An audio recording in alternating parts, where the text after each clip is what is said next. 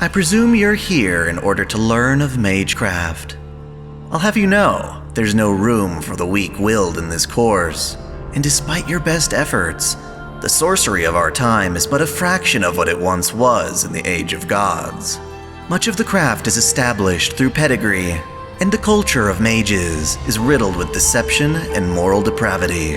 That said, if you insist, I shall do my best to educate you in this miserable, yet fascinating world.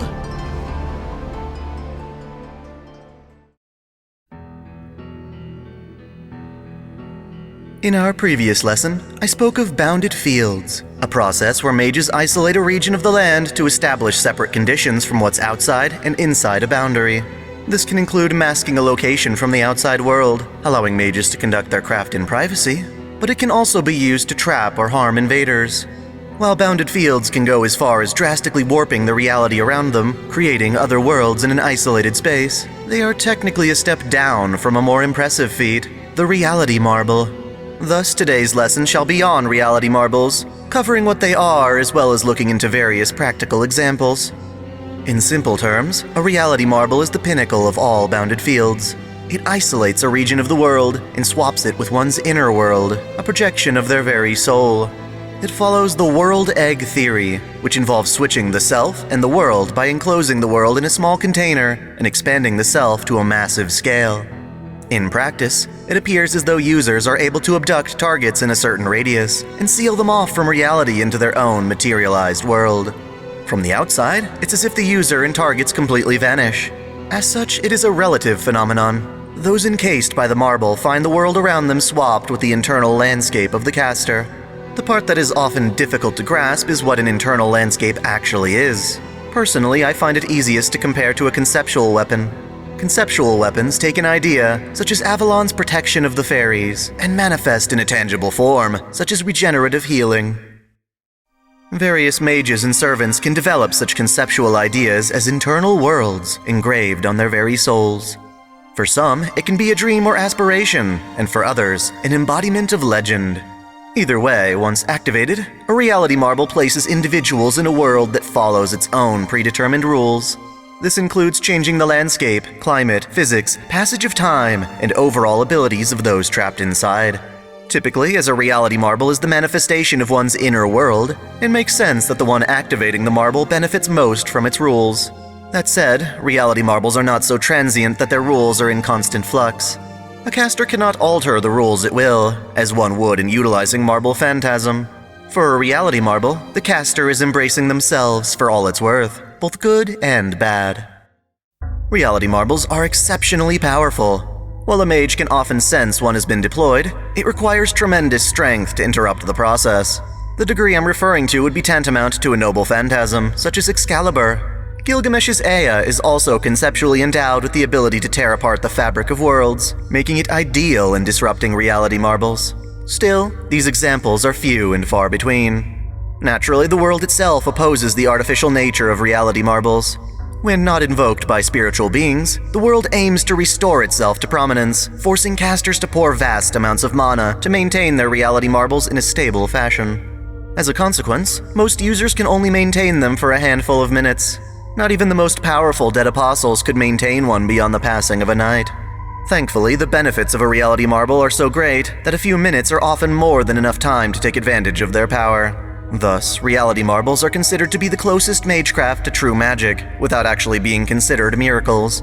Now, one might think this to be highly attractive to mages of the Association, but, ironically, Reality Marbles are considered so dangerous that they've been labeled taboo. This is most likely due to Reality Marbles being most prominently used by Dead Apostle ancestors.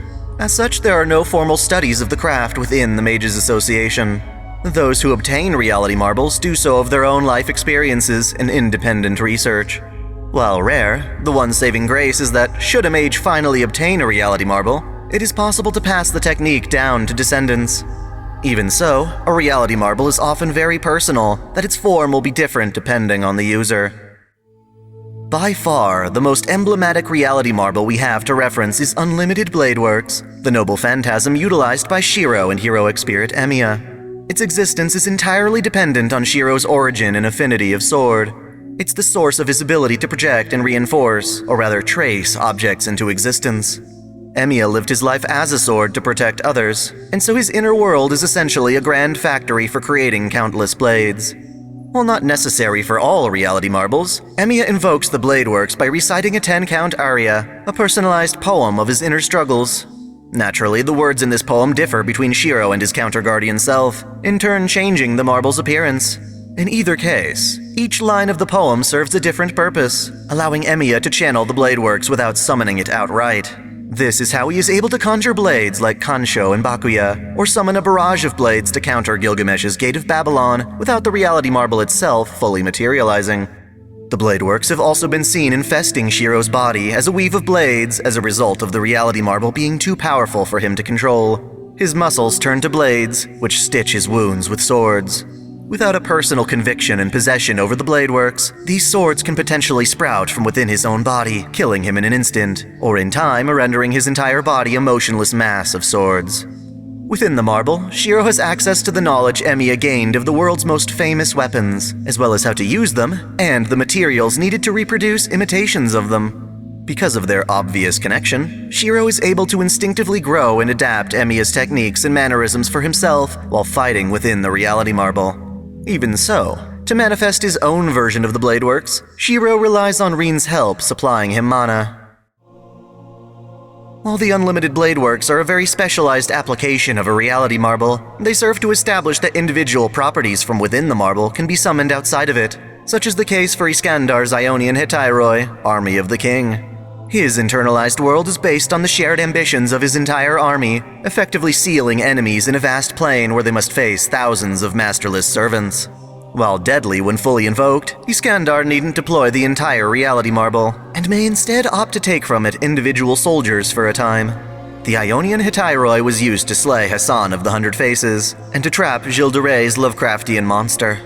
As expected, this takes a toll on Iskandar, such that his master Waver must sleep for days at a time to replenish his stamina.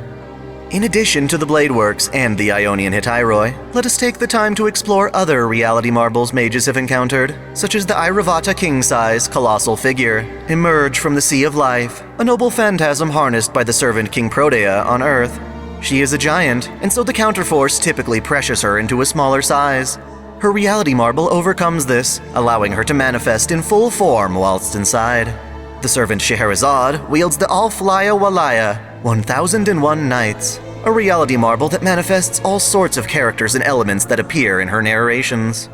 King Solomon's Grand Temple of Time is, in itself, a reality marble called Ars Paulina. It separates his workshop within the space of imaginary numbers, allowing for the 72 demon god pillars to revive so long as the temple remains intact. Queen Maeve is as skilled as she is wicked. Her noble phantasm, Chariot My Love, My Dear Iron Chariot, is a reality marble where the inside is her love nest. None can escape until Maeve has properly had her way with them. BB's Cursed Cupid Cleanser also counts as a reality marble. While she injects her enemies with a massive syringe, she does so within the confines of her egotistical BB channel. When a Visebron completes his golem Kater Malkuth, a giant primordial atom, the golem's every step swamps the world with Visebron's vision of the Garden of Eden. La Pucelle, the Crimson Saint, is a noble phantasm belonging to Jeanne d'Arc. By invoking her sword, Saint Catherine, Jeanne transforms the world around her into an interpretation of her burning at the stake, unleashed as a devastating flame attack. A rare twist on the reality marble can be seen with the servant Nursery Rhyme, for she is in fact a reality marble, embodying nursery rhymes collectively into a servant. Alice, the master, forms desires from reading nursery rhymes, giving birth to a servant that can impose upon the world places and creatures from Alice in Wonderland and Through the Looking Glass. Grand Surg Blackmore, the 16th of the dead apostle ancestors, can implement a reality marble called Nevermore, which swallows the light of the moon and stars, shrouding it in darkness as a world of death. He used it to claim his seat as the 16th, massacring a clan of over 100 vampires. The mage turned dead apostle ancestor, Michael Roa Valdemyong, is able to enhance his numerology magecraft through the use of a reality marble called Overload, which effectively doubles the output of his spells. Then there's the phenomena known as Tatari, a curse that grants physical shape to fears and rumors within a community. Rather than replacing a part of the world with an entirely different one, Tatari replaces the world around it with a similar one fueled by society's collective paranoia.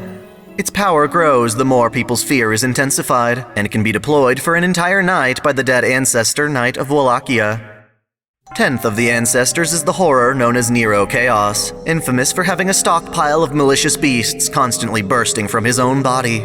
This is thanks to his reality marble, Lair of the Beast King. Rather than imposing the marble out onto the world, he deploys it within himself, channeling a world filled with the creatures he absorbs.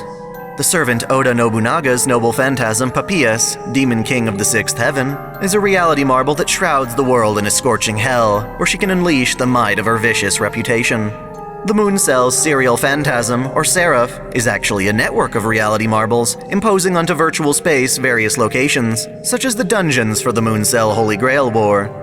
The vampiric Satsuki Yumizuka deploys a reality marble called Depletion Garden, trapping victims in an inner world where the mana surrounding them dissipates drastically. Lastly, we have Charles Babbage's Dimension of Steam, Gorgeous World of Ashes, a noble phantasm that imposes a world in which Babbage's brilliant steam engine is finally completed. It is a steam-driven utopia of sorts, wherein Babbage can create autonomous machines based on his own armor. In summation, reality marbles are a supreme form of bounded field that separates part of the world and swaps it with the internal landscape of its user. In practice, it often appears as though casters are abducting victims and whisking them away to a world to their disadvantage. Because they violate the world we inhabit, deploying reality marbles is extremely costly, but also devastatingly powerful. Oftentimes, the marble itself need not be deployed entirely, as mages and servants can draw individual aspects from them, such as weapons, soldiers, or other mysteries. The odds of a mage having a strong enough inner vision and knowing how to deploy it are exceptionally low, leaving them mostly in the domain of dead apostles, heroic spirits, or mages with highly personal circumstances and aspirations. Much more common and tangible is the process of creating homunculi. Thus, next time, I plan to speak of homunculi, covering the history behind them, the process of making them, and the mixed results of doing so.